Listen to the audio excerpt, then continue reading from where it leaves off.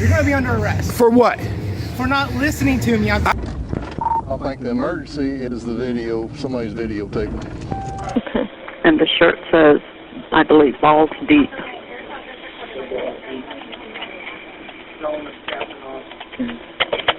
He says his name is Captain Awesome. Hey guys, Rogue Nation here with you, and we got a video for you tonight. It's a oral argument out of the Ninth Circuit. Comes to us again from Father in Exile. If you guys haven't subbed to him, you should definitely check out his channel. He's got a lot of good content on there. You know, this video tonight I wanted to showcase because it just brings home the realization that there's literally nothing that these people won't try to get out of, right? There's nothing that they won't ask for qualified immunity over, you know, for their actions. And this just illustrates the point. And I really love these videos. I don't know how many of you guys out there love these videos. But I love these videos simply to see the reasoning and the logic behind, you know, some of these legal arguments. It's just fascinating, the stupidity level in some of these instances. And this is one of those examples, which you guys will see.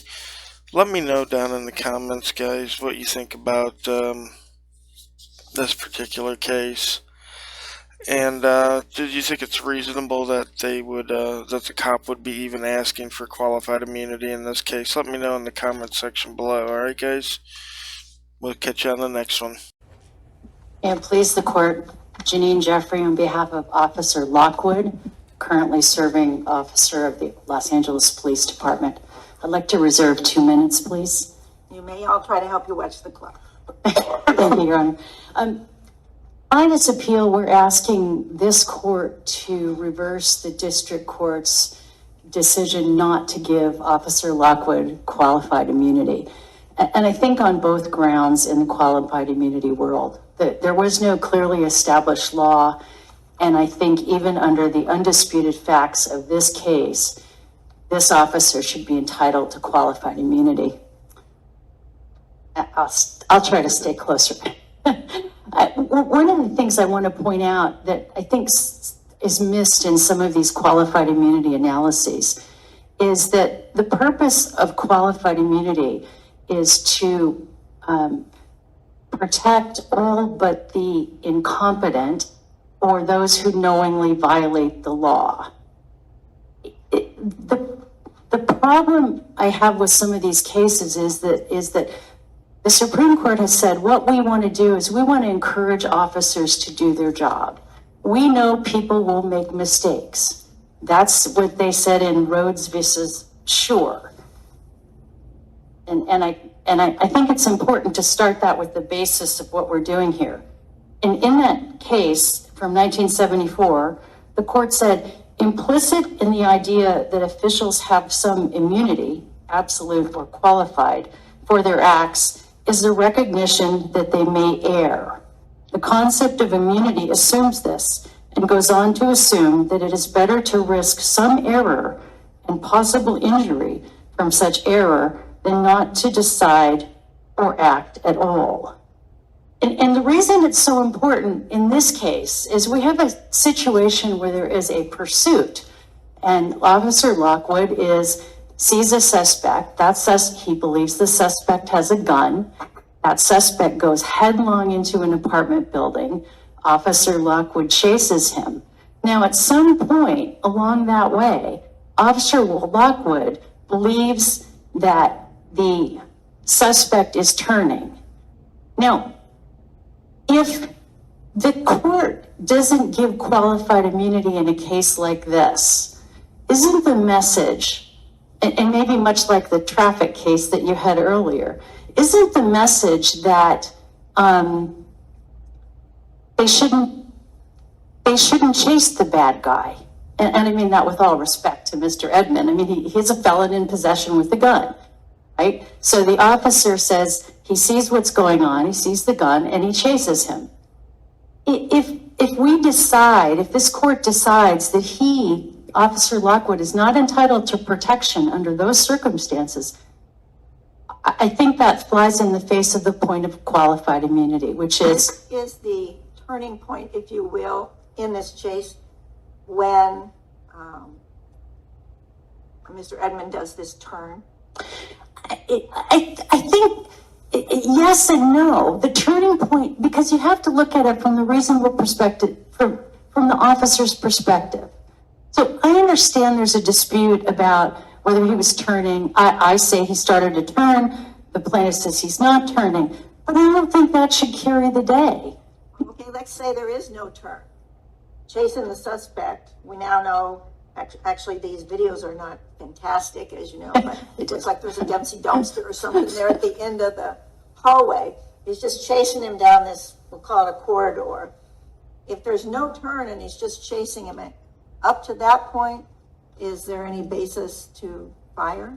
Well, here's the issue. So he I'm is just there any- asking you, what would be your answer if we could just wipe out this turn issue? Just to start, and then we'll get back to the turn. Can I ask one clarification?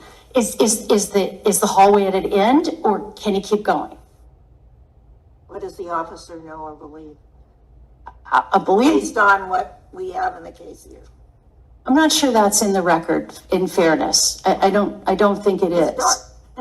Exactly, which is, I think, another factor that has to be taken into account for this officer, because we're not talking about an officer who's gone out to go and get somebody. He's doing his job. He's chasing the suspect. He thinks it's his perspective, and we can all look at that video till the cows come home. We're all going to disagree about it. But he says that the concern was this kind of furtive movement, kind of this gesture. That's what the officer pins this on, right? The actual shot, yes. Okay. Yes, I think that's a fair statement. And I think you don't need a furtive movement under the case law to qualify as a act within the Fourth Amendment. Because if we look at Casella, which is the Supreme Court case where the woman had the knife, now she was standing within 6 feet of turned out to be her roommate, but the officers didn't know that. She didn't make any furtive movements, and that was deemed to be qualified immunity. The other case, the case that the Supreme Court relied on, was Blandford, and that is 406 F. 3rd 1110 in 2005. That's the case where the guy is, I don't know, running around town is the right phrase, but he had a Civil War sword 2 to 3 feet. He didn't make a furtive movement. The issue was the concern for the safety of other people. And that's the problem here. So our officer also has a concern. This guy's got a gun and he's running into an inhabited apartment complex. Do we know from the record if he's left-handed or right-handed? I do not know that. I don't know that. I think the officer identified a gun on the left side, correct? Correct. From the bulge. Correct. But counsel, let me get back to Judge McEwen's question, because it seems to me there has to be some movement by him. He can't just shoot a guy in the back, and there are lots of cases saying that. So for you to win this case, you have to show us it's undisputed that the plaintiff here made some move. If you're saying that if you can't go that far, then I think you got a tough case. But I'm not allowed to ask you, but under You can ask Casella. questions we might not. I'll rephrase the question. Is there a case you know of that says that officers can shoot a fleeing suspect who's not displaying a weapon in the back? Who's not displaying a Not weapon. displaying a weapon. But the officer thought he was displaying a Well, weapon. no, but that gets to the whole move question. That's what I'm saying. We need to be clear. What's disputed and what's undisputed in this case? If it's undisputed that the guy was simply running away from the officer, even if the officer thought he might have a gun in his possession, we have all kinds of cases in this circuit that say you can't shoot someone in those circumstances. The question then is that if he was making a move, that's what Judge McEwen was asking. If he was making a move, different story. Is it undisputed about whether he was making a move or not? It's not undisputed, but my problem is that it's supposed to be from the officer's perspective. He's running down a bad guy at night in an area that's known for gangs. So we're going to hold him to. Wasn't it undisputed that he did turn right and that the shooting occurred right after that happened? That part is undisputed. What the So plaintiff when is he saying. turns right, I mean, that exposes his body and his hands to the officer. It has to. Yes. I mean, I think that's true. And I think we have to look at this. I mean, that's a scary thing, Well, right? my point isn't that enough? I think it is enough. That's what I'm trying to I'm get sorry. from you. Okay, what I'm trying to get from you here is simply, a guy's running away, you can't shoot him in the back. If he makes a move of some kind that indicates he may be turning to shoot, that's a different story. So tell us, what is the undisputed fact that opposing counsel cannot, logically disagree with, that shows that he made some movement, the plaintiff made some movement that the officer here would have reasonably thought, hey, he's going to draw on me, I got to do something. Can you point us, is there deposition testimony? Is it the video that's undisputed on that fact? Well, we have video testimony, the video deposition. I'm sorry. Let me try it again. You're talking about the video. body camera. Correct. So you're saying the body camera is undisputed, that during the chase, the plaintiff made a move towards the officer that would make the officer think he's going to fire on me. Yes, So and you're saying I'm that's saying a undisputed? little bit more than that. Okay, and you say, again, undisputed, because that's Well, jurisdictionally, that's what we're at here.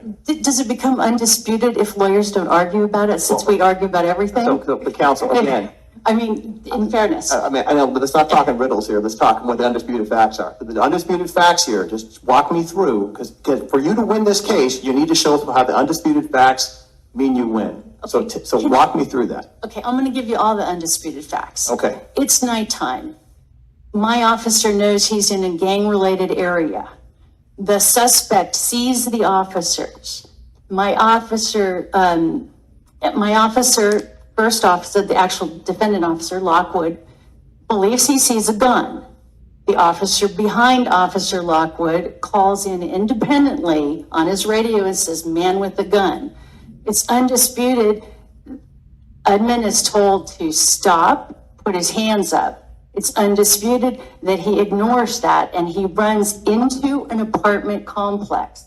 It's further undisputed. Turns into the apartment complex. Correct. Well, No, he's kind of he's right in in the front court. of it. So up to now, we take all your facts, we have these cases that say, Peck v. Montoya, that if he is armed but not reaching for the gun, you can't shoot him. So right now, where we have him, we haven't gotten to the turn. We have an armed suspect who's fleeing, but no evidence of reaching for a gun yet, right? That's correct. But Okay, can now what happens? I say one thing about Peck? Sure. Peck is in 2022 and this occurred in 2019. So my officer can only look theoretically at what the case law is in 2019. And I would again submit that there isn't any clearly established law that fits these kinds of specific Fourth Amendment facts. So you're saying there's no clearly established law before Peck that you can't shoot a suspect in the back if they're not reaching for a gun or threatening you? But I don't think you can narrow it that much. I think you have to. Yeah, we have to, because sometimes we have people who are fleeing, they've got a gun, we think they have a gun, but they're not actually threatening the officer. Now, I'm not saying this is what's happening with your suspect, but that's what our law has long been. And as Judge Owen says, I think you need something more. You need some threat or movement that would cause the officer to have reasonable belief now the officer is threatened.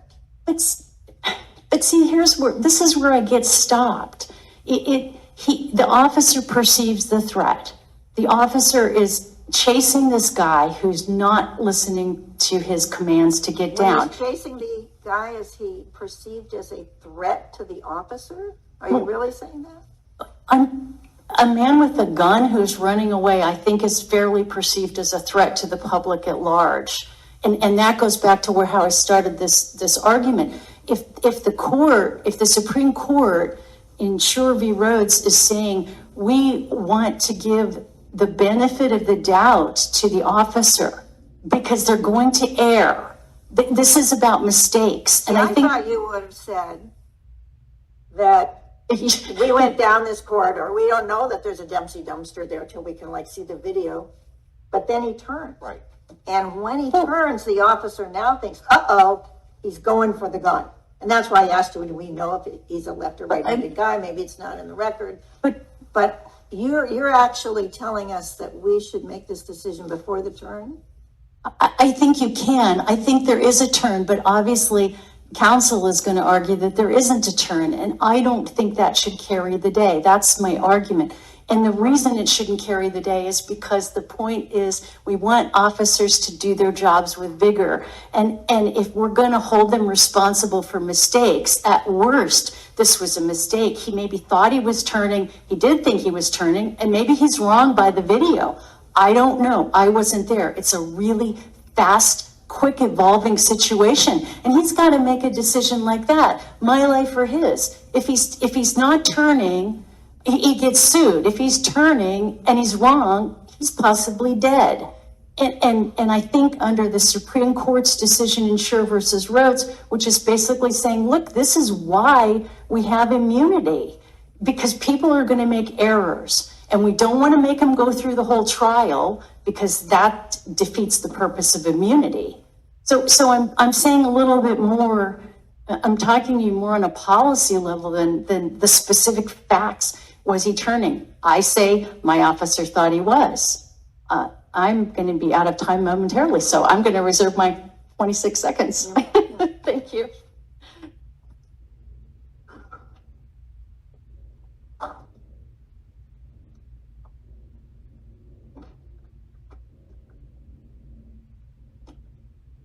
Afternoon. So we begin with the concept of this is a bad guy. I heard counsel just say that. There is no evidence that Officer Lockwood had that any crime had occurred whatsoever in this area. There is no evidence that he had whatsoever that Mr. Edmond had committed any crime whatsoever. He was at this gathering, which was in the wake of a funeral. This is not a criminal activity. He sees Mr. Edmond. Mr. Edmond starts running. He has no idea that Mr. Edmond happens to be a felon. He has no idea that Mr. Edmond may be running for the purpose of getting rid of this firearm. His focus appears to have begun after Mr. Edmond started running. So we don't have, the first factor in Graham is what is the crime at issue? We don't have a crime at issue. We don't have any knowledge of a crime at issue. We have a man who sees... Prior to the shooting, the other officer declared a man with a gun running. He said, we are following a man who may be armed. No, he said man with a gun. Man with a gun? I'm pretty sure something close to that. So in terms of what he said,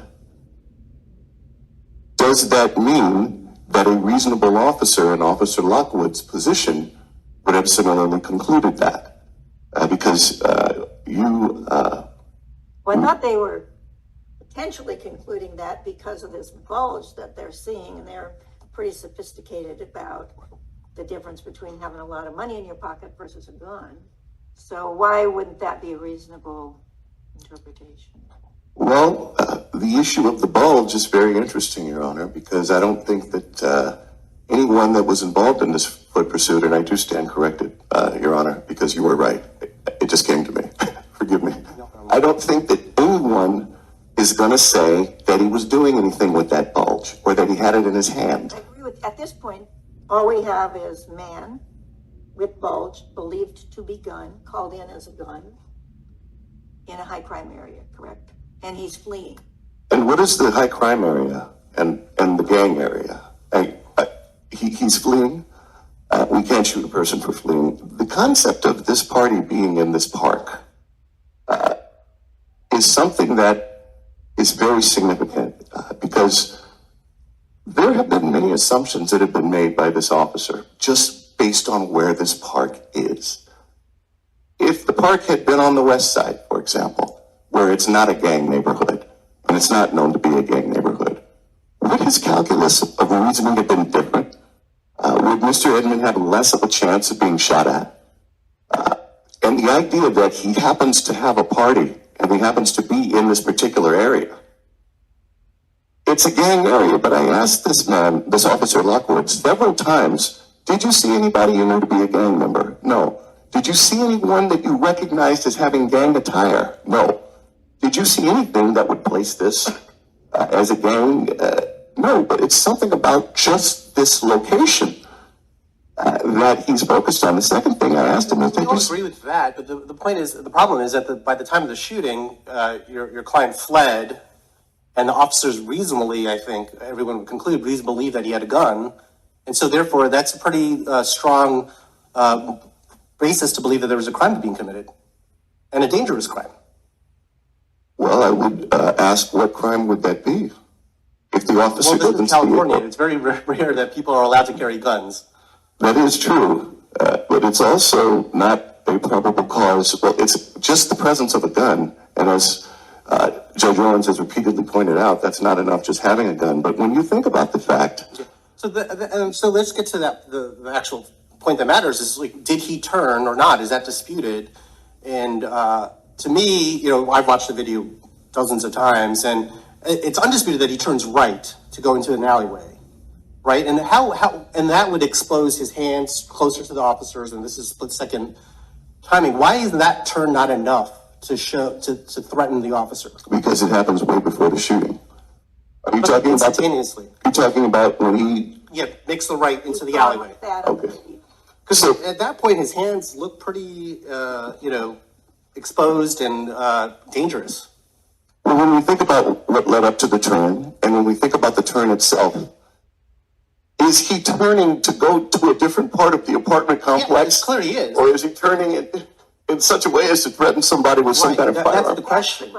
And I think that because you're telling me that's the question, that is the question. Right. It's a disputed issue of fact as to what he's doing, because we really But why can't isn't the conclude. turn enough to trigger something in the officer that he might be in danger? Because, as you admit, turning to your right could either mean he's turning to go down the alleyway, or it could mean he's turning to start shooting. He has to at least see something that's going to trigger him possessing that weapon associated with that turn. It can't just be the turn in isolation. It has to be something that would cause a reasonable police officer to believe that that turn is going to threaten his life somehow. And do you think that, and it's disputed what's in his hands? In my view, I don't think it matters, but when he turns, I see a black object in his hand, in his left hand. First of all, your view matters a lot, okay? Well, I gotta put that He out needs there. two. He needs two, not just one on this point. Go ahead. One gun, two people. Yeah, now, we don't see anything at all in his hands, and I think if you play that video in slow motion, you're gonna see that object fall down. And it's suspended in air. When we hear the fourth shot, you can hear the shots coming quickly, but that gun is clearly not in anybody's hand at all when you hear the fourth shot. So, I agree with that. Yeah. and Your Honor, But I think what your colleague was pushing was, did the officer have to wait for that gun to come out and be aimed at him before he made the split-second decision that he was at risk? So that's kind of this hair splitting that we're engaging in. Is Right. She's arguing, well, the reasonable officer is now informed, and you're saying, why? well, in principle, he wouldn't have to wait if a reasonable officer would have seen this gun in his hand. But all he knows, folks, and this is why this case is so distinguishable from so many of your cases, there's no crime here. He doesn't know anything at all about this man. And he's following him only because he ran. And that is the only probable cause. That's the only thing that even alerts him to this young man's presence, is that he ran. Now, a person that is a complete neutral factor, a person that has not committed a crime, who's not wanted for a crime, they're not on the lookout for him, he's just a guy at a party or at a gathering in the wake of a funeral. Under these circumstances, the idea of him reasonably believing that this man is holding a gun and turning towards him that's not gonna cut in the government's favor because there's no crime at issue that would bring this to halt. Now, as the court is well aware, in this circumstance where he is holding a gun and he is turning and shooting, I lose that every time. He's turning, even if he doesn't shoot or anything, I lose that every single time because we cannot allow that. If it's that close, it's going to always cut in the government's favor. So here, is it that there's a factual issue as to whether the gun was in his hand, or does a reasonable police officer's view that there seemed to be a gun in his hand win the day? I don't know if they're distinguishable. And those two scenarios, I think we definitely have a factual issue. I don't think the video shows him touching anything resembling a gun. I don't think, and it's also in terms of the 4 shots that are being fired, some consideration should be given to the fact that every round can kill. Every single time he presses off a round, that round has the power to take a life. And if we look at all of these rounds, I believe the facts are completely undisputed that he's firing at least that last one when it is clear. Not only is Mr. Edmond falling to the ground, but this firearm is separated from his person. Now, would a reasonable officer have done that? Have fired so many rounds? Officers trained to do that. When you're firing one bullet, you're fighting to kill, and you're not there to like train and like try and do a trick shot and like knock the gun out of his hand, right? And I don't think they're trained to kill. I think they're trained is to, quote, stop the threat, end quote. And the threat in this case would have ostensibly been from this person with a gun turning towards him. But if you just look at the geometry of this, how is he going to get around all of the way to do this? And the reason why I'm saying that we're splitting hairs here, this is not a situation where the police were called out on a man with a gun call, or that this is a situation where there was some predicate factor that would give them a reason to believe that this man posed a threat. He had not committed a crime, and I can't stress that enough.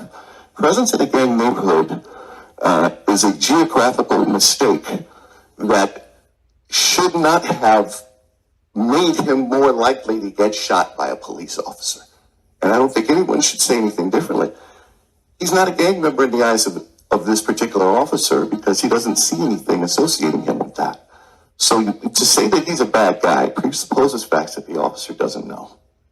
And in terms of this critical moment that everyone's fixated on, which everyone should be fixated on it, there's so many different ways you can look at this.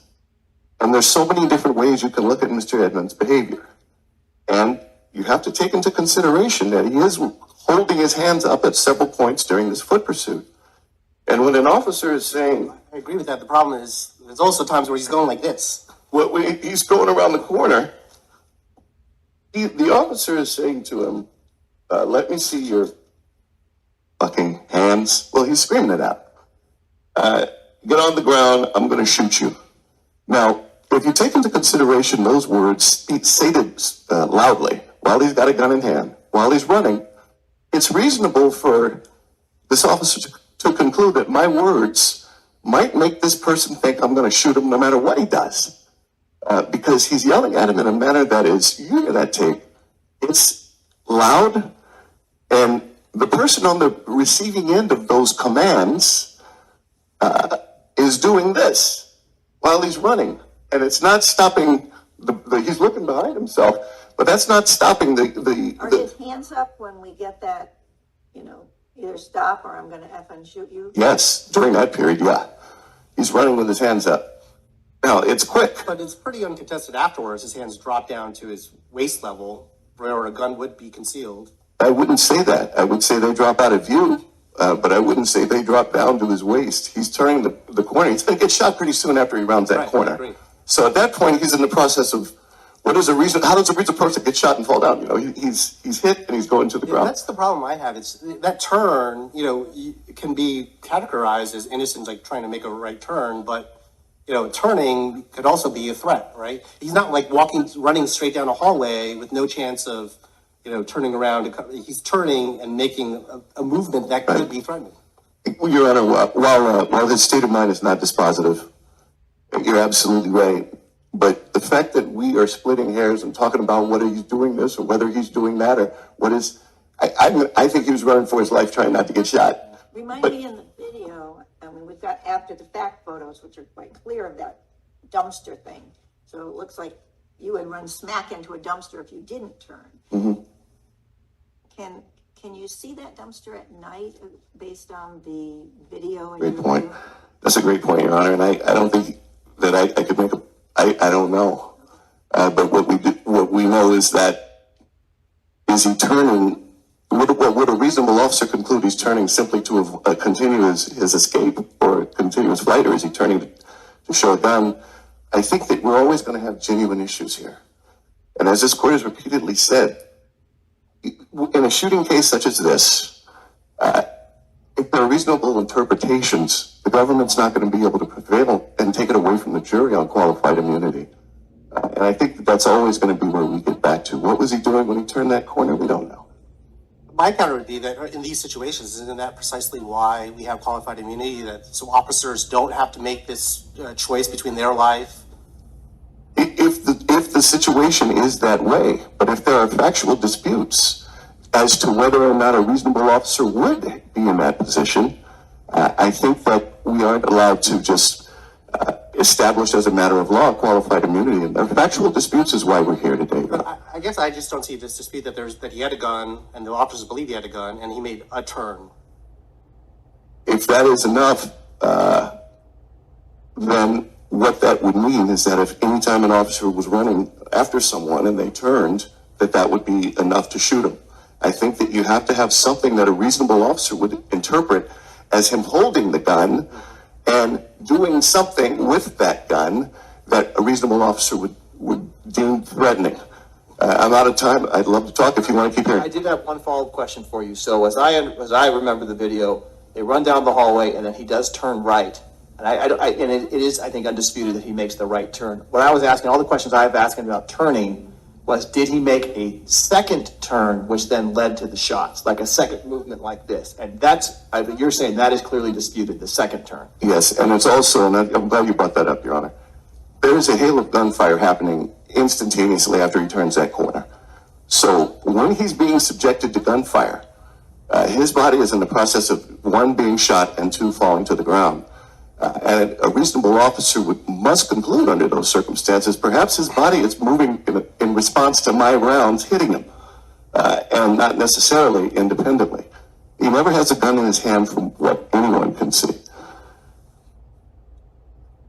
Thank you. Can we put 2 minutes on the clock, please? Thank you. Thank you. I just want to clarify a couple of things. First of all, counsel conceded all along that there was reasonable cause to stop his client. We also have the Heck versus Humphrey issue where he pled guilty to felon in possession of a gun. So he can't turn around and say, well, there wasn't reasonable cause to stop him, because that would undercut the conviction for being a felon in possession of a gun. So all of that issue, I think, is moot, a red herring, as we say. Well, and they don't know he's a felon in possession as they're chasing him. No, but they do know But he has a gun. he has a gun. Right. I mean, So then I think counsel's question is, what was his crime at that point? but he doesn't have to have a crime at that point if they have reasonable cause to stop him and he runs. If you have reasonable cause to stop someone, they can't just take off running. That's not the way it works. What's a little frustrating here is, had he just stopped, and Mr. Edmond just stopped, this wouldn't have happened. And we put everybody in this dangerous situation where this officer has to potentially risk his life to save the public from what he perceives to be a man with a gun running into an apartment But complex. this day and age, sort of saying if he stopped, nothing would have happened. Kind of a risky proposition for Well, the individual, isn't it? That's a little unfair, I think. No, I mean, but from a reasonable person's point of view in this situation. And Counsel, if I could just jump in real quick. I thought the best part of your brief was pages 20 through 22, where you have the photos. Okay? Do you remember that? I do. We haven't really talked about that. That's where I was kind of going with you earlier. I thought you might want to It point was a us to photos. softball. And you haven't. In your brief, you argue that the photos show beyond dispute that the defendant, that the plaintiff turned before the shots were fired. Correct? Is that what your Yes. photos were saying? Yes. Okay, so when I was asking you before about undisputed facts, you didn't refer to any of these photos. And I apologize, I guess because I feel so strongly that in this situation. I understand that, but my questions were what were undisputed. And so are you backing away from the photos? Or are you saying when I asked you those questions 20 minutes ago that you should have pointed us to the photos then, and then we'd be done? The latter, Okay, so now you're saying that. correct. I just want to make sure I understand. Okay, thank you. Good answer. While you're at, Can I just, I have a couple more points. I think you don't have to have the gun in your hand, because in Cruz, he didn't have the gun in his hand, and the court was pretty clear that said, if he's reaching for his waistband, there's qualified immunity. If he's not, then there isn't. So I don't think there's a criteria here that you have a gun in your hand. The weapon has to be in your hand. And I tried to point out under Casella and Blandford, while I believe there is a furtive movement, yes, I believe there's a turn. You don't have to have the turn. Under either of those cases, there was no turn. There was no furtive movement. And I think those are critical facts that I asked the court to at least take into consideration in making this analysis. And I thank you for your time and patience. thank you. Thank both counsel for their arguments and also for the briefing. Case just argued of Edmond versus Lockwood is submitted.